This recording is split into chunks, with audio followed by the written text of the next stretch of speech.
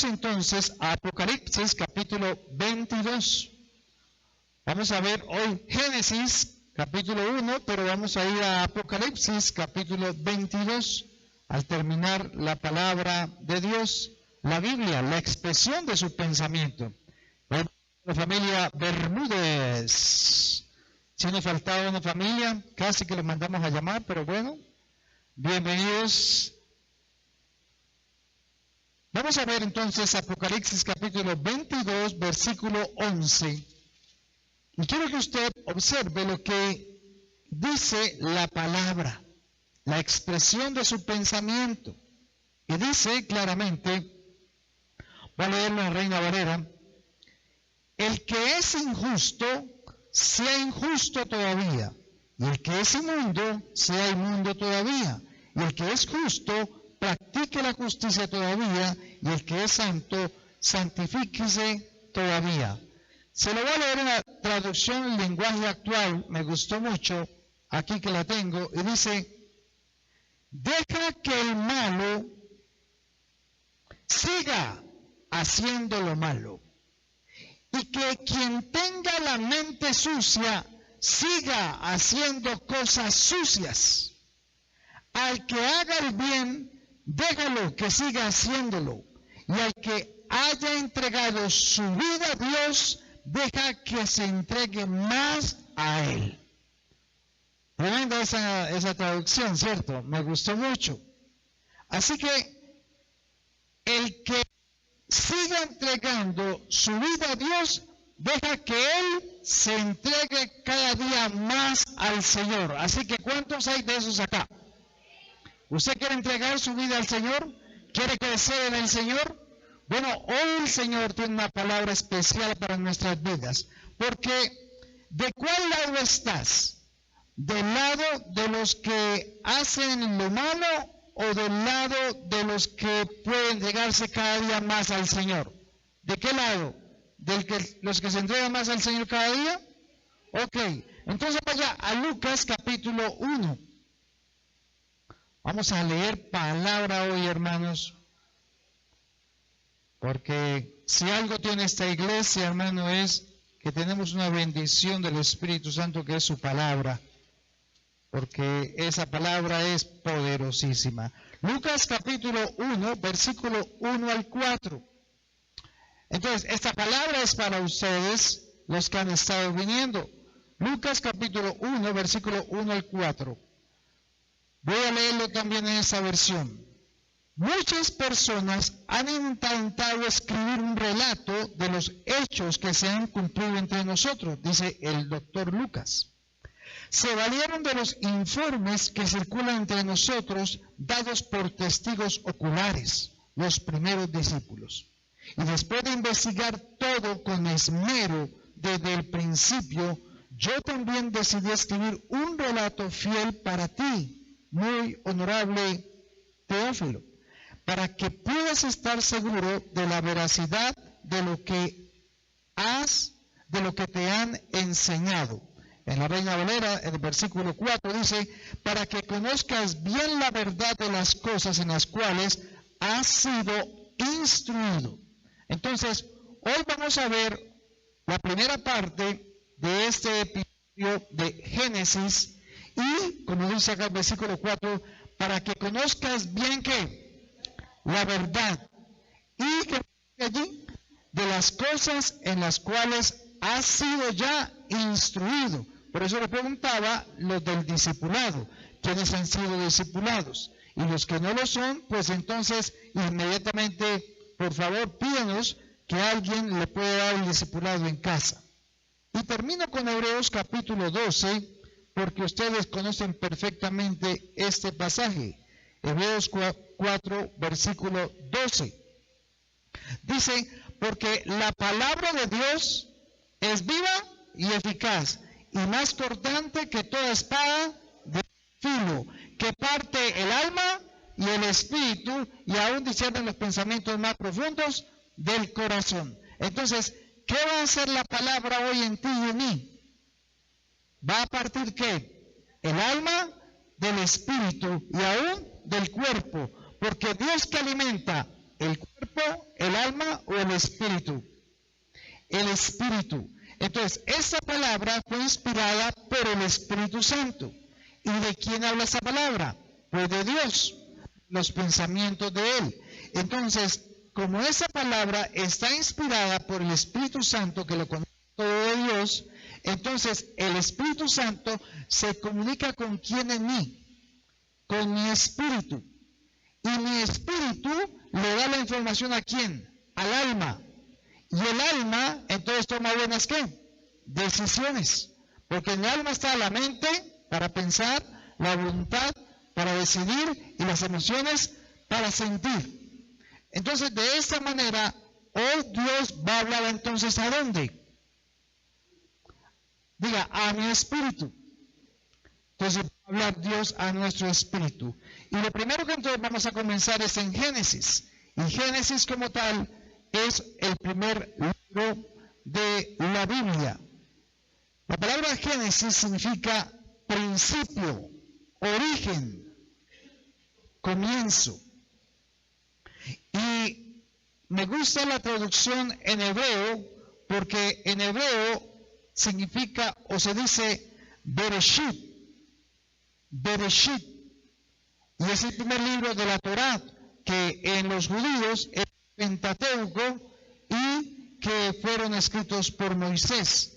Pero estuvieron en el desierto 40 años y allí escribió Moisés estos 5 primeros libros.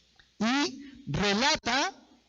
Génesis relata la creación de Dios, pero también a la vez relata o enseña el carácter de Dios.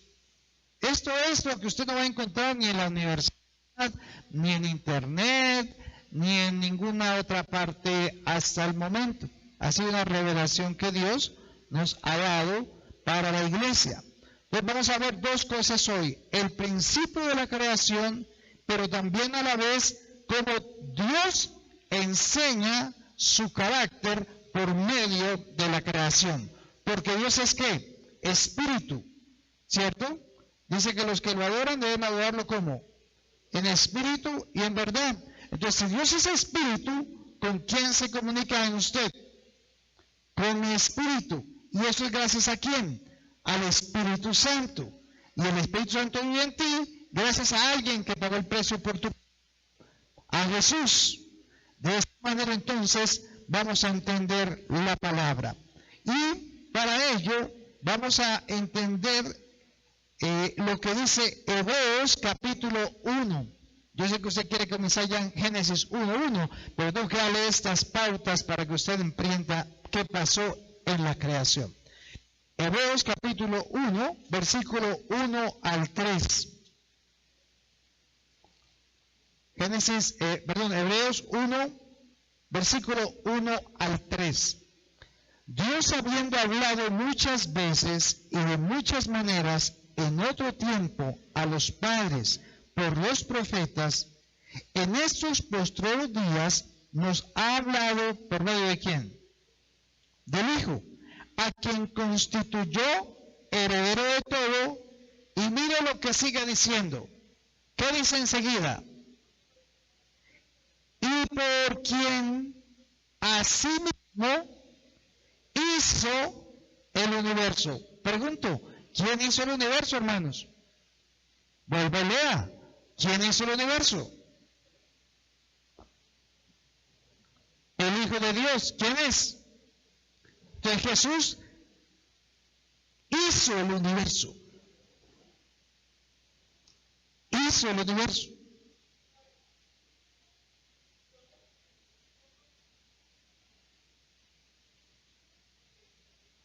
Entonces, ¿quién hizo el universo, hermanos? No tenga miedo. ¿Quién hizo el universo? El Hijo de Dios. Jesús. Él hizo el universo. Pero claro, usted va a decir, bueno, ¿Dios o no es Dios? Entonces, ¿Jesús es Dios o no es Dios? Jesús es Dios. Dios es carne, Emmanuel con nosotros. Jesús, el Salvador, ¿sí? El Hijo de Dios vivía ¿en dónde? En Jesús. Eso es muy importante que usted empiece a entenderlo. Entonces, Jesús fue quien diseñó el universo que conocemos también. Vaya a Colosenses 1:16, confirmemos eso. Colosenses, muchas veces piensan que la Biblia es un libro religioso, pero religión no tiene casi nada, porque Dios no tiene religión. Colosenses capítulo 1, versículo 16. Porque en Él, confirmemos entonces lo que leímos, porque, vale a leer el 15, Él es la imagen del Dios invisible, el primogénito de toda creación. ¿Quién? Jesús, el Hijo de Dios. 16, porque en Él, ¿en quién? En Jesús, porque en Él fueron creadas todas las cosas, las que hay en los cielos y las que hay en la tierra, visibles e invisibles, sean tronos, sean dominios, sean principados, sean potestades. Todo fue creado por medio de Él y para Él. Y Él es antes de todas las cosas, y todas las cosas en Él subsisten. Y creo que seguimos leyendo 18. ¿Y Él quién? Es la cabeza del cuerpo, que es la iglesia, el que es el principio, el primogénito de entre los muertos, para que en todo tenga la preeminencia. Ahora, entonces, Dios, ¿cuántos dioses tenemos? Uno. Pero la palabra Dios no es singular, la palabra Dios es plural. Y la palabra Dios acá está hablando de quién? O sea, Dios es uno, pero se manifiesta de tres maneras. Se manifiesta como Padre, se manifiesta como Hijo y como Espíritu Santo. Entonces, en el Antiguo Testamento se manifestó como ¿a quién? Como Padre. Y cuando vino Jesús, se manifestó como ¿quién? Como Hijo. Y cuando Jesús se fue, dijo, pero yo le voy a mandar el Consolador, se manifestó como ¿qué? Como Espíritu Santo. Entonces, ¿a quién oramos? ¿Al Padre, al Hijo o al Espíritu Santo? Dudaron. O sea que si usted ora al Espíritu Santo, no lo oye. ¿Qué pasó? Usted puede orar al Padre, puede orar al Hijo, puede orar al Espíritu Santo, Dios lo va a escuchar igualmente. No se preocupe. Pero cada uno cumple una función diferente. El Padre es el arquitecto, el Hijo es el ingeniero y el Espíritu Santo es el poder para poderlo hacer. ¿Quién levantó a Jesucristo entre los muertos? Porque el poder que levantó a Jesucristo entre los muertos es el mismo que actúa ahora en los hijos de ¿quién? De Dios. Entonces, ¿quién vive en usted ahora? El Espíritu Santo. ¿Que levantó a quién de los muertos? Jesucristo. Ahora, teniendo en cuenta eso, entonces, lo que vamos a leer es los dos modelos que se ven en Génesis. Vamos a ver en Génesis el modelo físico, o sea, la creación, pero a la medida que vemos la creación, vamos a mirar también el carácter de Dios. Porque como Dios es espíritu, ninguno de nosotros lo ha visto, lo ha oído, lo ha palpado. Pero entonces Él se manifiesta y se da a conocer por medio de ¿qué? De la creación. ¿Por qué es tan importante entonces la creación? Porque se manifiesta por medio de la creación, su carácter. Entonces, a medida que vamos viendo la creación, vamos viendo el carácter de Dios. Por eso le dije, esto ustedes no lo han escuchado en ninguna parte. Génesis capítulo 1, versículo 1. Entonces empecemos después de hacerle esa introducción. Génesis 1:1. Va a leerlo en mi versión. Bereshit bara Elohim et Hashaim beet Haaretz. Eso es, en el principio creó Dios los cielos y la tierra. Suena chévere, ¿cierto? ¿Sí? Bereshit bara Elohim Hashaim beet Haaretz. Dios entonces introduce en el versículo 1, cuando dice, en el principio creó Dios los cielos y la tierra. Ahora ponga mucha atención. Usted siempre lee el versículo. Mírelo otra vez. ¿En cuál principio? ¿Cuáles cielos y cuál tierra? Cuando dice en el principio, es porque introdujo algo que tiene un inicio. Y si tiene un inicio, entonces, ¿qué fue lo que entró? Ingresó el tiempo. O sea, que el principio es el tiempo. Segundo es que introdujo los cielos, o sea, el espacio. Y lo tercero, introdujo ¿qué? La tierra, que es ¿qué? La materia. Entonces tenemos tiempo, espacio y tierra. ¿Qué es esto? Es la primera ley de la termodinámica. La ley de la termodinámica, hermanos, hablándolo científicamente, es la que estudia el intercambio de energía y cómo la energía se puede transformar o convertirse en trabajo o en movimiento. Así que Dios introduce ¿qué? El tiempo, el espacio y la materia. Pero descubren lo de la ley de la termodinámica aproximadamente en 1800 y se descubre que esta estudia el intercambio de la energía, la transformación de ella en movimiento. Eso es lo que ustedes van a estudiar, que es la ley de la termodinámica.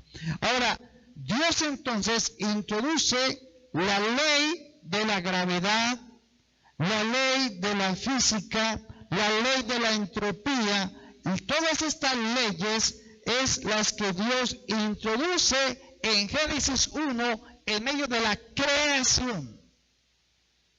Pero mientras Dios con su sabiduría va colocando esa ley o esas leyes de la física, de la biología, de la química, que están mostradas claramente en el tiempo, en la materia, en el espacio, asimismo, entonces la tierra que hoy conocemos, si usted lee Génesis 1:1, ¿cuántos planetas habían?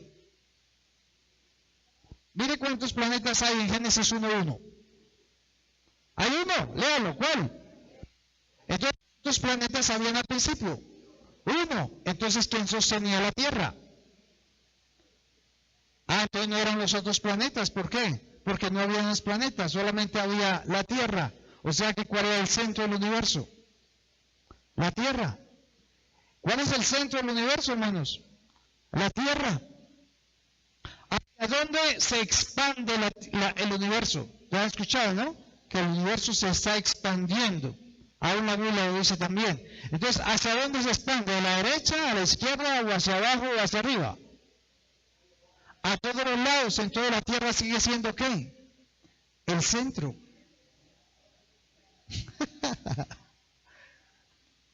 Ahorita que salga pues que la Tierra es plana, hermana. La Tierra entonces es el centro del universo. Y Dios, ¿cuántos cielos hizo? Porque lea otra vez Génesis 1:1. En el principio creó Dios ¿qué? O el cielo. O sea, ¿que hizo cuántos? Varios. Varios cielos. ¿Cuáles son los tres cielos? opinan? ¿Cuáles son los 3 cielos? Vamos a mirar uno de esos cielos. Leamos 2 Corintios 12, 2 al 4. Segunda carta a los Corintios,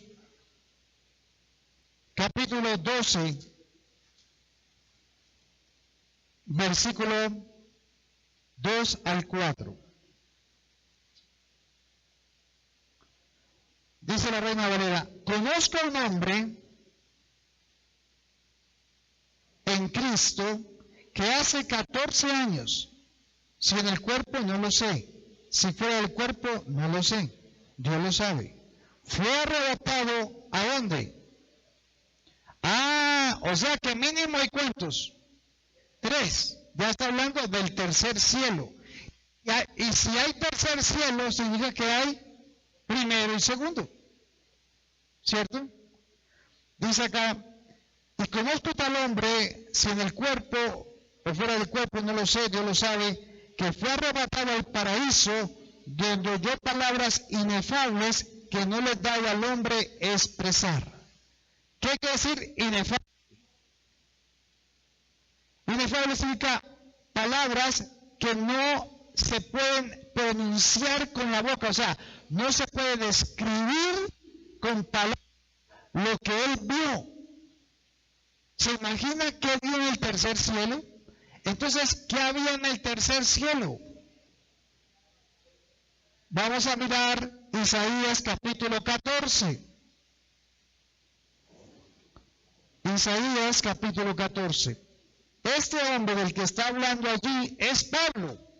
Pablo fue al tercer cielo. ¿Cómo le parece? Fue llevado, si en visión del Espíritu no se sabe, pero que fue al tercer cielo. Y vio cosas que él no puede describir con palabras. ¿Se imagina usted el tercer cielo? Entonces, Isaías 14, versículo 10, Isaías 14, versículo 12, está hablando Dios a un ser llamado querubín, a un querubín que luego se llamaba Lucero y que luego se convirtió en Satanás. Y le recuerda, le está diciendo: ¿cómo caíste del cielo, oh Lucero, hijo de la mañana? Cortado fuiste por tierra, tú que debilitabas a las naciones. Tú que decías en tu corazón: subiré al cielo.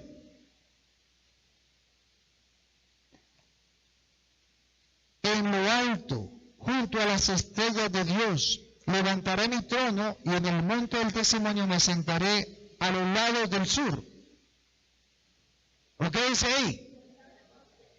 A los lados del norte, sobre las alturas de las nubes subiré y seré semejante al Altísimo. Entonces, ¿qué hay en el tercer cielo? El trono de Dios. En el tercer cielo están los tronos, las potestades, todos estos seres espirituales viven en el tercer cielo. Pero en el tercer cielo también está el trono de Dios. ¿Y hacia dónde queda? ¿Hacia allá o hacia allá? Hacia el norte. La tierra tiene un norte. ¿Y cómo nos damos cuenta de ese norte? Cuando colocamos ¿qué? La brújula. Siempre coloco una brújula. ¿Y hacia dónde voy? Hacia el norte. O sea que hacia dónde queda el tercer cielo. Hacia el norte. Derechito hacia el norte y siga derecho y siga hacia arriba y siga hacia arriba y va usted hasta el tercer cielo. En el tercer cielo está el trono de Dios. Ahora, en el segundo cielo, entonces, ¿qué hay? Galaxias, planetas, soles. Todo lo que tiene que ver con el universo que usted conoce es el segundo cielo. Y el primer cielo, entonces, ¿cuál es? El primer cielo es la atmósfera en la tierra. Ese es el primer cielo. Aquí lo estoy cogiendo. Esto hace parte del primer cielo. Este espacio hasta la atmósfera, el primer cielo.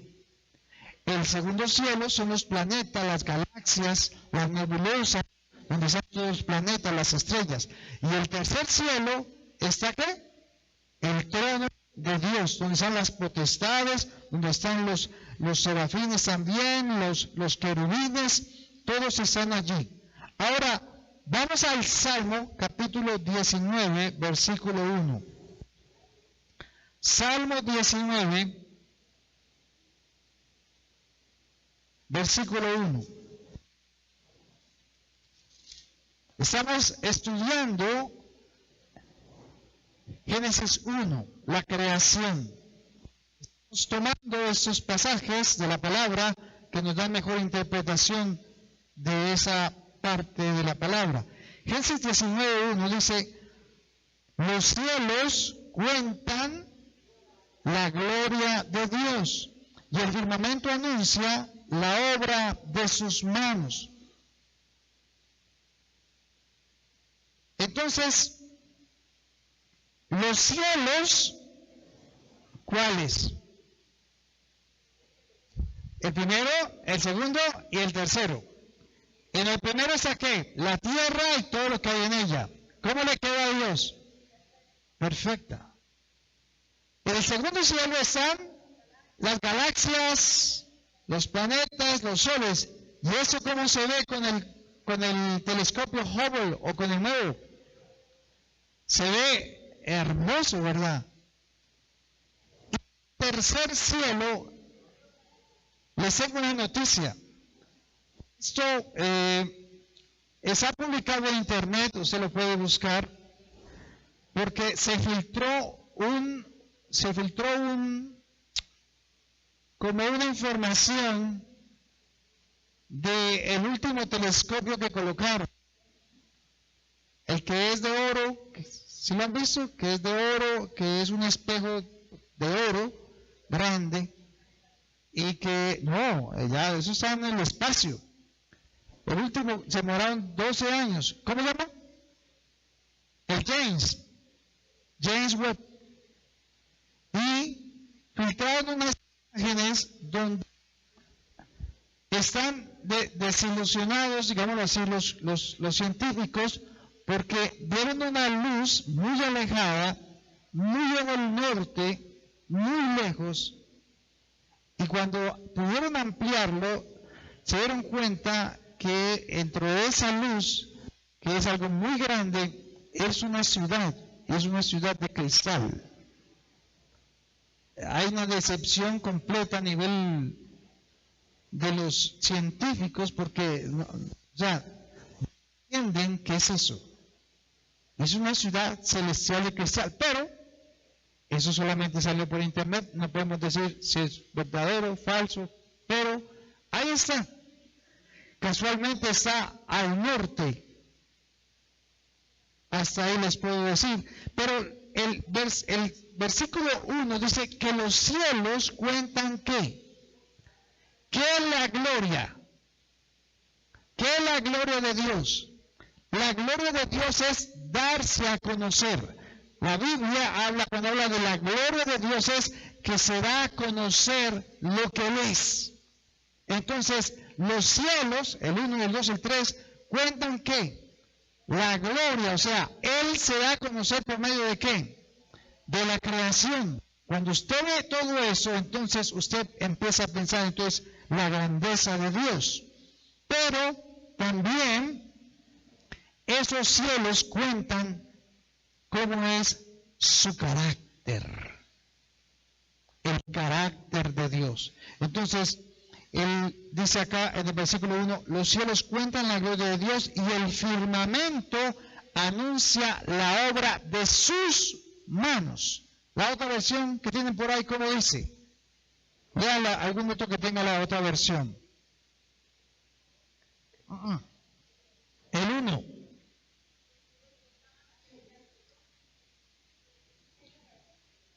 O sea, los cielos cuentan y muestran quién es Dios, su carácter. Pero la obra, las galaxias, la atmósfera, toda esta creación como tal, muestra ¿qué? La capacidad de Él de hacerlo. Entonces, primero es la gloria.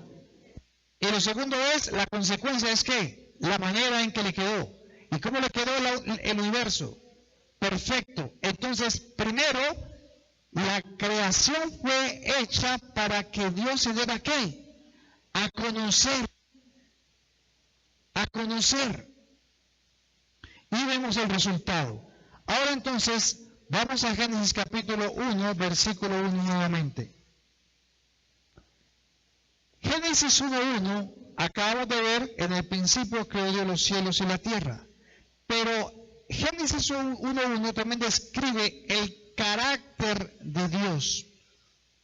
Y el carácter de Dios está dividido en dos, en los atributos de la verdad y en los atributos de la personalidad. Ya vemos que toda la creación muestra y se da a conocer Dios y va a mostrar su carácter. Entonces, en Génesis 1.1 vamos a ver ahora lo que son los atributos de la deidad y de la personalidad de Dios. La deidad, por ejemplo, ayúdenme, díganme algunos de los atributos de la deidad de Dios. Omnipresente, omnisciente, creador, único, todopoderoso, sí, verdadero, soberano, ¿cierto? ¿Qué hay por encima de Dios? Nada. Entonces el Altísimo, su grandeza y su majestuosidad, y además de eso, ¿dónde está Dios? ¿Dónde está Dios? ¿Está allá o está acá? ¿Por qué Dios puede estar en todo lugar? Pero ¿qué hay? Si es omnipresente, ¿qué es lo que hay de Dios acá? ¿La santidad está acá? No. ¿Qué está entonces? ¿Qué dice Juan 4:24? ¿Dios es qué? Espíritu. Entonces, ¿la creación dónde está? ¿Dentro de Dios o fuera de Dios?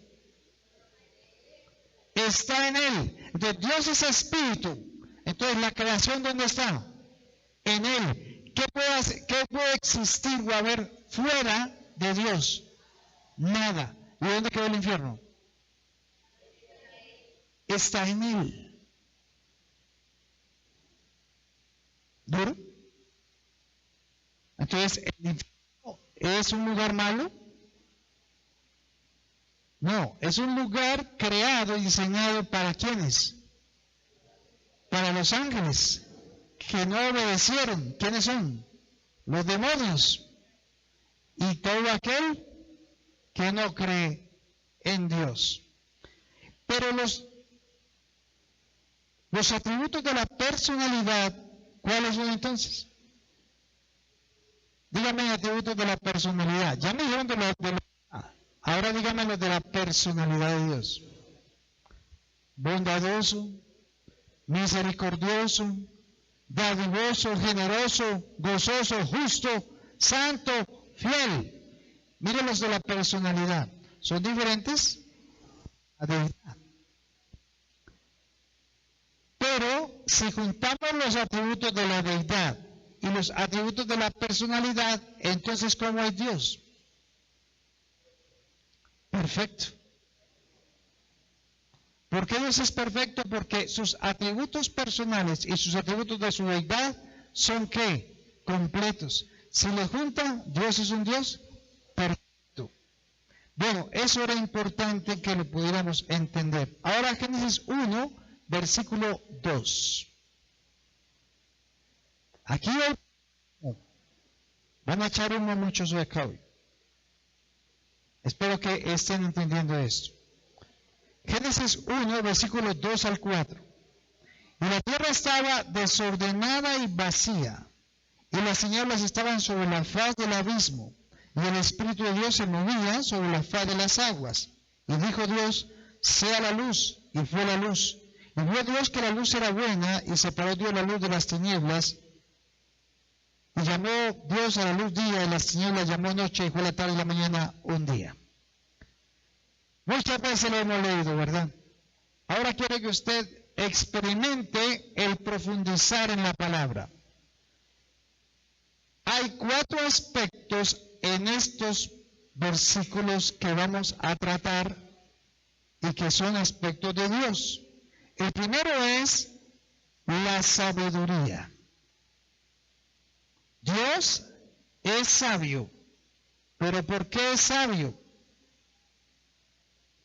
Miremos entonces cómo dice el versículo 2. La tierra estaba desordenada y vacía, y las tinieblas estaban sobre la faz del abismo, y el Espíritu de Dios se movía sobre la faz de las aguas. ¿Qué había en el versículo 2? ¿Cómo estaba la tierra? Cuando usted oye desordenada, ¿la compara con qué? Piensa en la ropa que hay en su closet. ¿Cómo está la tierra, la ropa de su closet? ¿Cómo está? Desordenada. Entonces, creemos que aquí la tierra estaba ¿cómo? Igual. Desordenada. O sea, ¿cómo estaban todas las cosas? ¿Cierto? Pero si usted lee, la tierra estaba desordenada ¿de qué? Vacía. Entonces, ¿cómo va a estar desordenado si no tiene nada? O sea que no es el desorden de mi mente, no es el desorden que hay en el closet. Habla de otro desorden. Y estaba vacía, primera. Segunda, las tinieblas estaban sobre la faz del abismo. ¿Cuáles tinieblas? ¿Qué eran las tinieblas? Oscuridad. O sea, no había ¿qué? Un chorro de luz para que iluminara. Las tinieblas estaban sobre la faz del abismo. ¿Y qué era el abismo? ¿El qué? O sea que si había algo, ¿qué era? Agua. O sea que la tierra ¿en qué estaba? En agua. Todo el universo era ¿qué? Agua. Vamos por partes. Salmo 82, versículo 5. Salmo 82, versículo 5. Vale la Reina Valera. No saben, no entienden, andan en tinieblas, tiemblan todos los cimientos de la tierra. No entienden, andan en qué? Entonces, ¿qué es tinieblas en la Biblia? Volvelea. Ignorancia, falta de conocimiento. ¿Qué más? Ignorancia, falta de conocimiento. Bien, ok. No entienden, hablan en tinieblas, sin entendimiento. Pero vaya a Primera de Juan, capítulo 1, versículo 5. Léalo.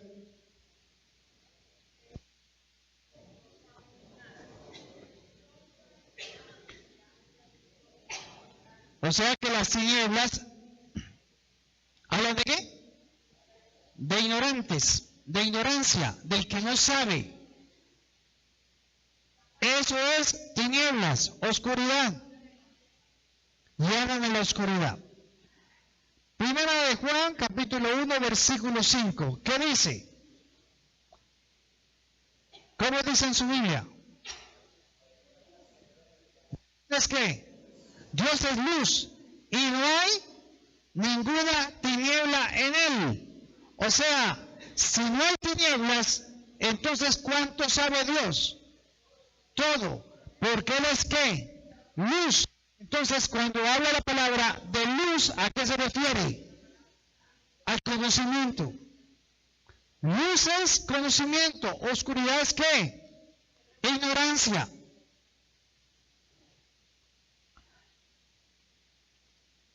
Juan 1, versículos 9 y 10.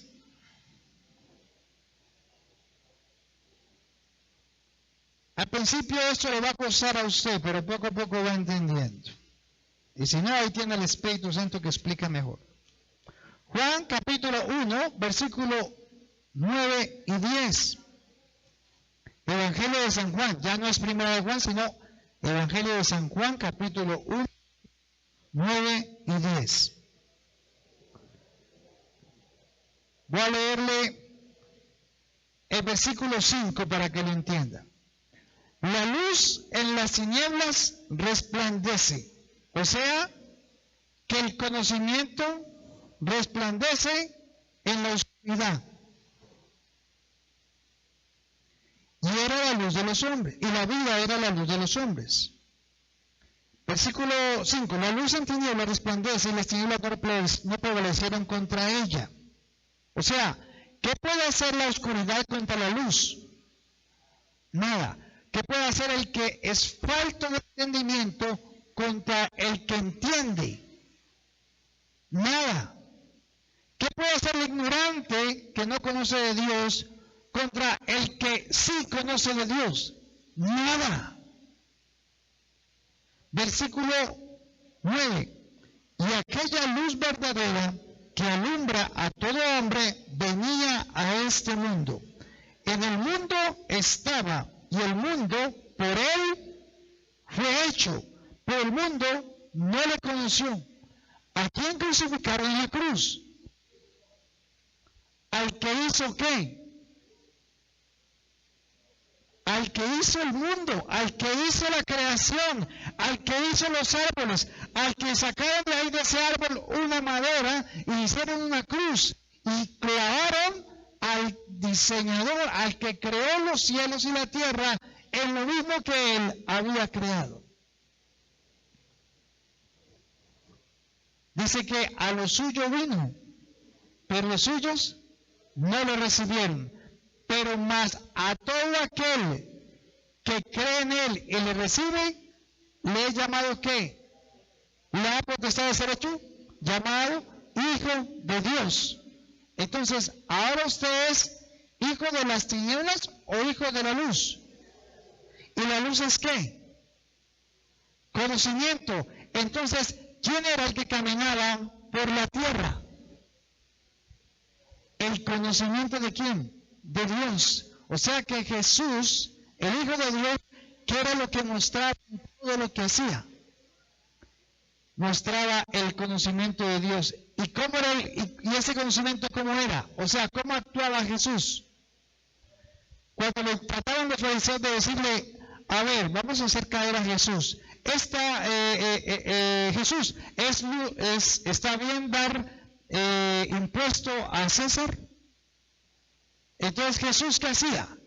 ¿De dónde sacaba la información? De la palabra. Entonces, ¿el qué hacía? Sacaba ejemplos y decía, ¿alguien tiene una moneda? Ah, sí. ¿Esa moneda de quién es?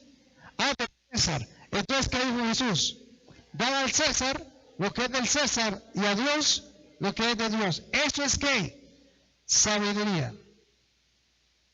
Entonces, ¿qué es lo que caminaba sobre la tierra? La sabiduría de Dios en vivo y en directo. Todas las palabras que dijo Jesús fueron, la mayoría de ellas, colocadas en la palabra de Dios para dar testimonio de que él era quién. La imagen del Dios invisible. El primogénito de toda creación. Y 2 Corintios 4:6. Segunda carta a los Corintios, capítulo 4, versículo 6. Usted va a entender mejor ese pasaje. 2 Corintios, capítulo 4, versículo 6. Deberías tomar nota. Deberías anotar. El celular sirve para anotar, ¿sabía? Ahí hay una nota. Anoten los versículos. Versículo 6. Porque Dios que mandó que de las tinieblas resplandeciese ¿qué? La luz, es el que resplandeció, ¿en dónde? En nuestros corazones, ¿para qué? Para la iluminación del conocimiento de la gloria de Dios en la faz de Jesucristo. Ese resume todo lo que estábamos viendo. Pero ahora ya se entiende. Así que, ¿a usted por qué le va mal en los negocios? Por falta de conocimiento. Porque le falta luz. Le falta la sabiduría ¿de quién? De Dios. Ahora, no lo estoy juzgando. Yo también he cometido grandes errores. Porque me falta ¿qué? Sabiduría de parte de Dios. Todo negocio, hasta donde yo conozco, funciona. Todo negocio produce dinero. Pero el problema no es el negocio. El problema es el que lo administra. Ese es nuestro problema. Hoy alcancé a escuchar con mi esposa Proverbios capítulo 13, donde dice que el que ahorra se enriquecerá. ¿Usted ahorra? ¿Ahorra el 10% de su sueldo? Porque Dios mismo lo explica en la palabra. Y dice que con el tiempo se enriquece. Un ejemplo ahí sencillo. Entonces, la luz, ¿qué es, mis hermanos? La sabiduría del conocimiento de Dios. ¿Quién caminaba sobre la tierra? La sabiduría del conocimiento de Dios. ¿Que la puso el Padre en quién? En el Hijo. Juan capítulo 15, versículo 5. Juan 15, 5. ¿Qué podemos hacer sin la sabiduría de Jesús? Dios cuando dice que separado de mí, ¿a qué se refería? Escudriñar las Escrituras, porque en ellas está la vida eterna. Y ellas hablan de mí, dice Jesús. O sea, es tan sencillo entender que yo le pregunto, ¿cuántas veces usted a la semana lee la Biblia? Si usted la lee todos los días, debe tener entonces una agenda donde el Señor le está mostrando y usted debe escribir, hoy Dios me está enseñando esto y esto y esto. Punto. Porque eso es ¿qué? Sabiduría. Para que le vaya bien en la vida. Porque dice que Él tiene planes de bien y no de mal, para darles el favor que cada uno necesita. Entonces, esto suena raro, pero ¿cuántas cosas le faltan a Dios hacer por ti? Él ya lo hizo. ¿Y usted qué hace todos los días? ¿Le sigue qué? Pidiendo. Y usted sigue pidiendo, Señor, por favor, dame sabiduría, dame sabiduría.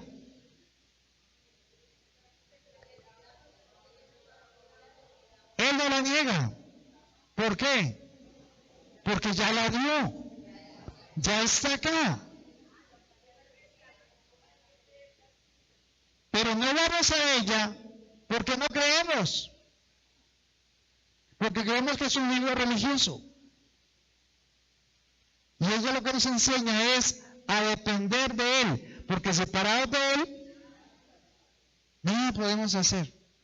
Aparentemente usted tiene envidia de los que sí consiguen y ni siquiera conocen de Dios. Pero ¿qué dice la palabra? No tengas envidia de los que dicen tener, porque su posterior será de muerte y no de vida. Ahora vaya a Juan capítulo 8, versículo 12. San Juan 8, versículo 12. Otra vez Jesús les habló y les dijo, yo soy la luz del mundo, el que me sigue no andará en tinieblas, sino que tendrá la luz de la vida. O sea, más claro, ya se puede entender ese versículo. La luz es ¿qué? La sabiduría. ¿Que viene de qué? Del conocimiento. ¿De conocer a quién? a Dios. Y vaya un momentico a Santiago capítulo 3. Este es el hermano de Jesús.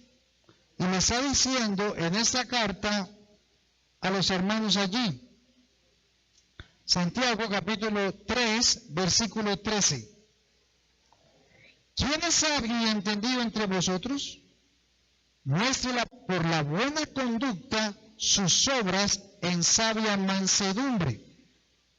Pero si tenéis celos amargos y contención en vuestro corazón, no os jactéis ni mintáis contra la verdad, porque esta sabiduría no es la que desciende de lo alto, sino terrenal, animal, diabólica.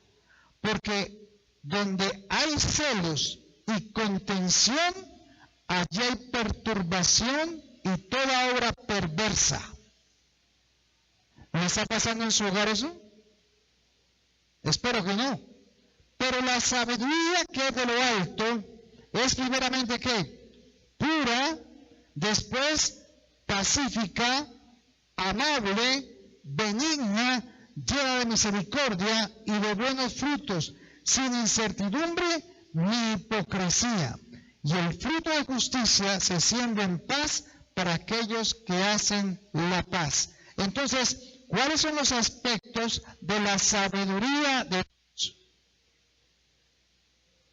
¿Cuáles son los aspectos de la sabiduría de Dios? ¿Cuál es el fruto de tener la sabiduría de Dios? Exacto, bondadosa, misericordioso, benigno, amoroso, pacífico, amable, sin incertidumbre, sin hipocresía, lleno de toda la sabiduría de Dios. Le pregunto, ¿tiene usted amor? ¿Es usted una persona pacífica? ¿Es usted una persona amable? ¿Usted es una persona bondadosa, misericordiosa, hipócrita? Entonces tiene la sabiduría de Dios, tiene al Hijo. De lo contrario, su sabiduría es ¿qué? Es del mundo, es diabólica. O sea, diabólica es ¿qué? Mentirosa, terrenal.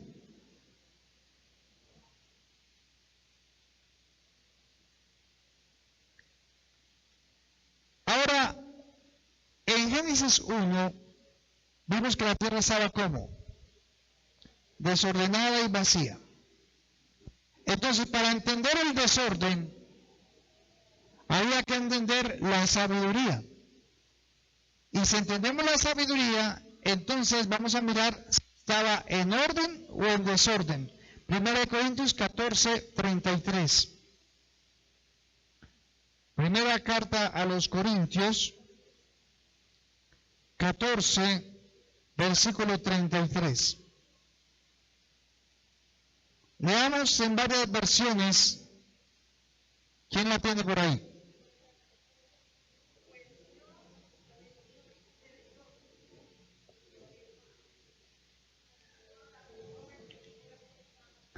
¿Cómo deben ser las reuniones de la iglesia? En orden y con paz. Pero eso no se ve en muchas iglesias. En orden y en paz. ¿Cómo debe ser la vida de un templo del Espíritu Santo? En orden y en paz. Ahora, le voy a leer esa versión, la TLA, la traducción en lenguaje actual. Porque a Dios no le gusta el desorden y el alboroto, sino la paz y el orden, como es la costumbre en nuestras iglesias. O sea que Dios es un Dios de ¿qué? De orden, no de desorden. Entonces, ¿cuál es el orden? Vaya al Salmo 147:15.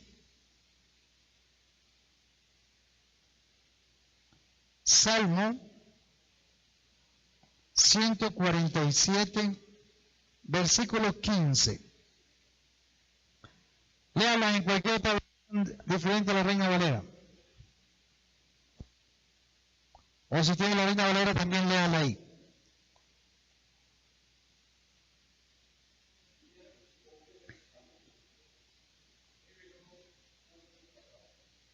Aquí dice, Él envía su palabra a la tierra y velozmente corre su palabra. ¿Qué otra versión tienen? ¿Él envía qué? Sus órdenes. ¿Y qué pasa? O sea, que Dios da la orden ¿a quién? A la tierra. ¿Y qué pasa? Y sus órdenes se cumplen. ¿Por qué le es fiel qué? ¿A quién? ¿A qué es fiel Dios? A su palabra. Entonces, ¿es Dios un Dios de orden? Mira el Salmo 33:9. Salmo 33:9. ¿Qué dice? Porque Él dijo, ¿y qué pasa? Y fue hecho. Él mandó y existió. O sea, ¿cuándo aparecieron las cosas en la creación? ¿Cuando Él dio qué? ¿Dio qué? La orden. Entonces vamos otra vez a Génesis capítulo 1, versículo 2. Y la tierra estaba desordenada y vacía. Entonces, desordenado, ¿qué significaba? Que le faltaba ¿qué? La orden de Dios. Entonces usted empieza a ver toda la creación y dice, y Dios dijo, y Dios dijo, y Dios dijo, y Dios dijo, y Dios dijo. ¿Y qué pasaba cuando decía? Se hacía, se cumplía. Entonces, ¿qué le faltaba a la tierra?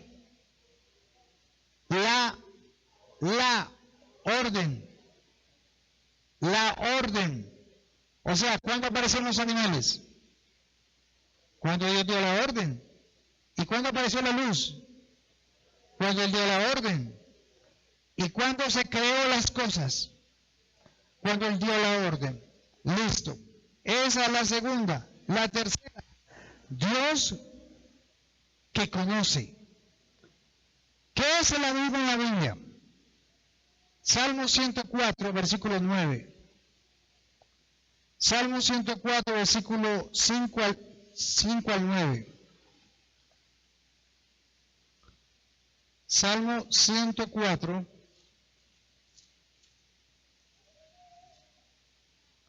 versículo 5 al 9. Para que entiendan lo que estoy diciendo, les voy a recordar lo que dice el versículo 2 de Génesis. La tierra estaba desordenada y vacía, las tinieblas estaban sobre la faz del abismo. Sobre la faz del abismo. Entonces, ¿qué dice el Salmo 104, versículos 5 al 9? Él fundó ¿qué? La tierra sobre sus cimientos, no será jamás removida. Con el abismo, como con vestido, la cubriste. O sea que la tierra estaba cubierta ¿de qué? De un abismo. Sobre los montes estaban las aguas, a tu reprensión huyeron, al sonido de tu trueno se apresuraron. Subieron los montes, descendieron los valles, al lugar que tú les fundaste. Le pusiste término, el cual no traspasarán ni volverán a cubrir la tierra. ¿Qué era lo que Dios prometió que nunca más iba a cubrir la tierra? El agua. Entonces, ¿qué era todo al principio? Segunda de Pedro 3:5. Léalo. Segunda de Pedro 3:5.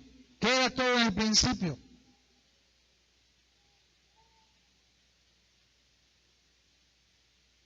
¿Qué dice? ¿Ya lo encontró? Segunda de Pedro 3:5.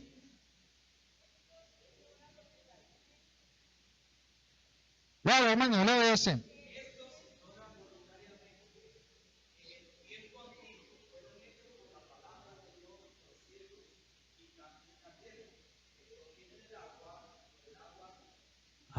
Entonces todo al principio era ¿qué? Agua. Pero cuando el agua era muy profunda, entonces se llamaba como abismo. ¿Dónde están encarcelados los demonios que Dios va a soltar en la gran tribulación? En la profundidad del abismo. o sea, en el fondo de la mar. Allá hay dos encadenados porque son tan malos, que hubo que encarcelarlos, encadenarlos. Y dice que después abrirán la llave de la reja allá del abismo y soltarán a esos demonios para que suban a la superficie de la tierra. Y dice que la gente buscará morirse. Y dice que no podrán hallar ni la muerte. O sea, el dolor, el sufrimiento que van a vivir en la gran tribulación. Así que el abismo son aguas profundas. Entonces si me voy a Génesis 1, versículo 2, donde dice, y la tierra estaba desordenada y vacía, y las tinieblas estaban sobre la faz del abismo. O sea, que había en la profundidad de todo lo que había, que era agua, que era lo que había, tinieblas. ¿Y las tinieblas son qué? Ignorancia. O sea, que ¿qué introdujo Dios? El conocimiento, la sabiduría, las leyes. O sea, esa es la parte científica. Pero ¿cuál es la parte de la personalidad? Vamos a ver entonces 1 Corintios 2:9.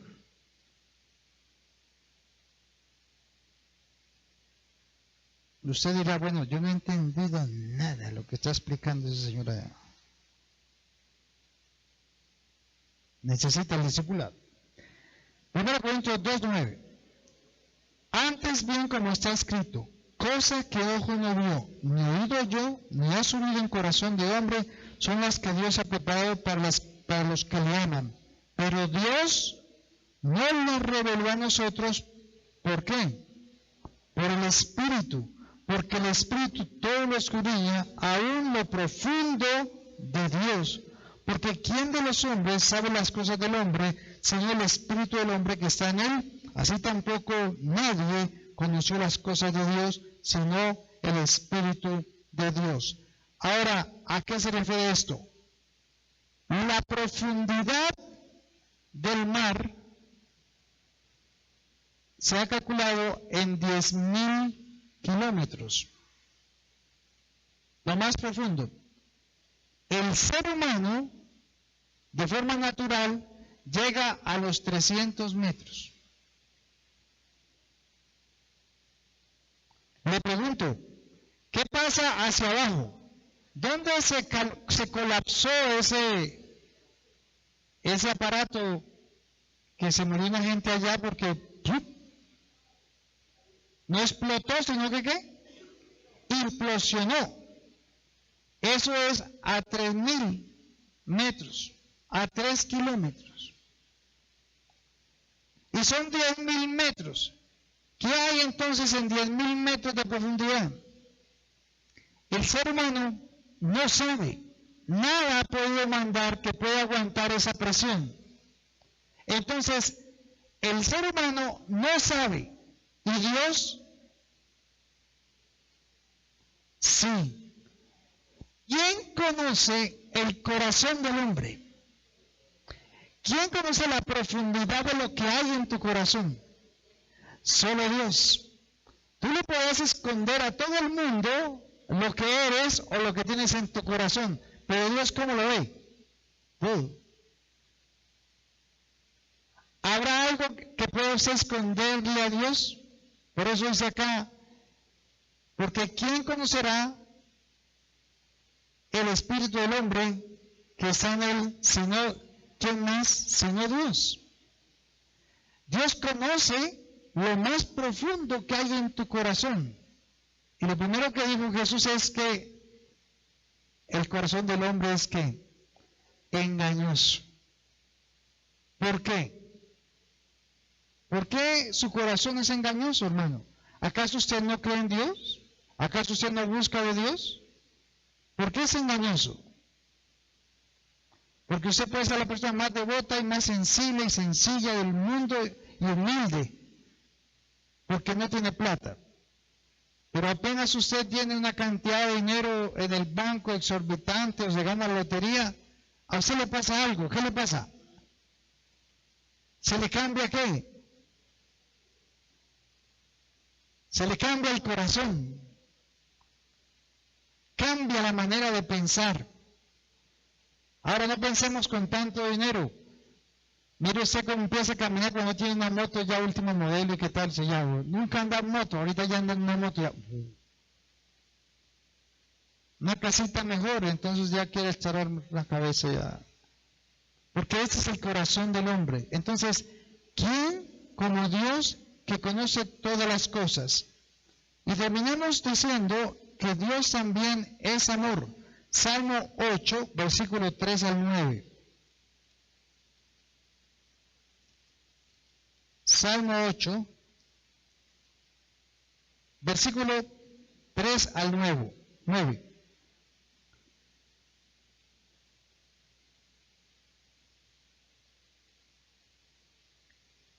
Y aquí está David pastoreando las ovejas. Allá en la montaña, el muchachito pastorcito. Y en la oscuridad de la noche está mirando al cielo y expresa estas palabras.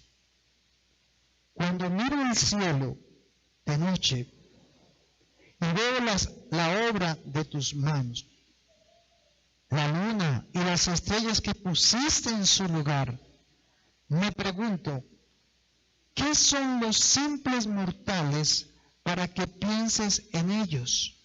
Los seres humanos para que de ellos te ocupes. Sin embargo, los hiciste un poco menor que Dios, y los coronaste de gloria y de honor. Los pusiste a cargo de todo lo que creaste y sometiste todas las cosas bajo su autoridad. Los rebaños y las manadas y todos los animales salvajes, las aves del cielo, los peces del mar y todo lo que nada por las corrientes oceánicas. Oh Señor, Señor nuestro, tu majestuoso nombre llena la tierra. ¿Qué dio David al sí? ¿Cómo termina diciendo el versículo 9?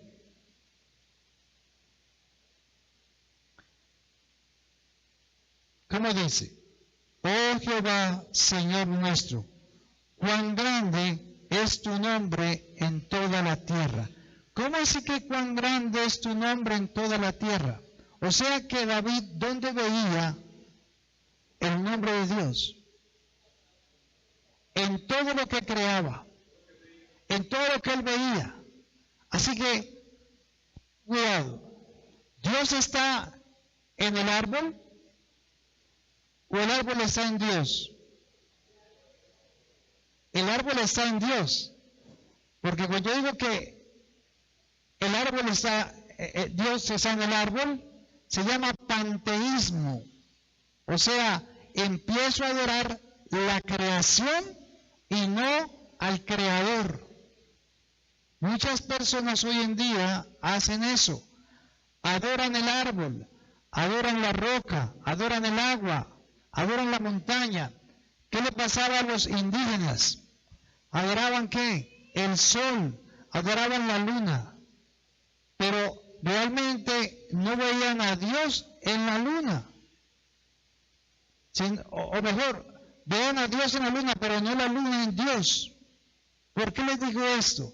Porque nosotros no vemos a Dios, pero toda la creación nos muestra a quién, a Dios y su carácter. ¿Por qué entonces comenzamos con esta enseñanza diciendo, en el principio creó Dios los cielos y la tierra? Cuando usted lee Génesis 1:1, ¿cómo lee? Por favor, coja la Biblia nuevamente. ¿Cómo lee? No estamos hablando de lo que está escrito. ¿Cómo lee? ¿Qué sabiduría está entendiendo usted? ¿Qué está en usted cuando usted está leyendo en el principio creó Dios los cielos y la tierra? ¿Qué está viendo? ¿La creación o a Dios? A Dios. Está viendo los atributos de Él. Entonces, vamos a ponerlo en práctica. para poder tomar la cena. Ponga cuidado. ¿Cómo es su oración normalmente? Amado Dios, te doy gracias por este día, gracias por la vida, gracias por esto, gracias por aquello. También, Señor amado, acuérdate que mañana tengo que pagar el arriendo, Señor, entonces, por favor, glorifícate en el arriendo, Señor amado. Señor, por favor, y coloco delante de ti mi negocio para que tú multipliques el dinero del negocio. Y también, Señor amado, acuérdate de María Lady para que se alivie, Señor amado, en el nombre de Jesús. O sea, todo eso lo hacemos. Pero Génesis 1:1, ¿de quién me habla? De Dios. Entonces, ¿qué es lo que debe ser el centro de mi vida? Dios. Entonces, si el centro es Dios, ¿usted cómo oraría? Padre, leyendo tu palabra me doy cuenta que tú eres el creador. Y que, Señor, no hay ningún creador sino solo tú. Nosotros inventamos, transformamos. Señor, tú nos diste un talento para poder convertirlo, Señor. Pero he aquí, Señor, tú eres el creador.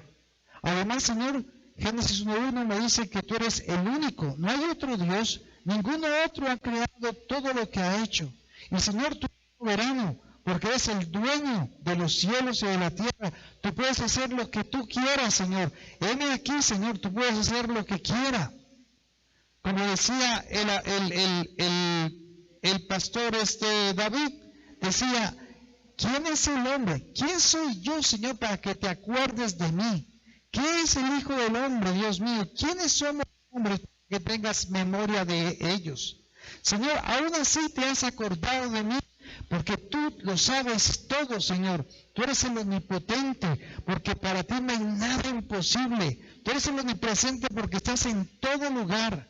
Tú, Señor, eres el soberano porque todo te pertenece. Nada es mío. Yo solamente administro lo que tú me estás dando. Y si he sido un mal administrador, te pido perdón, Señor.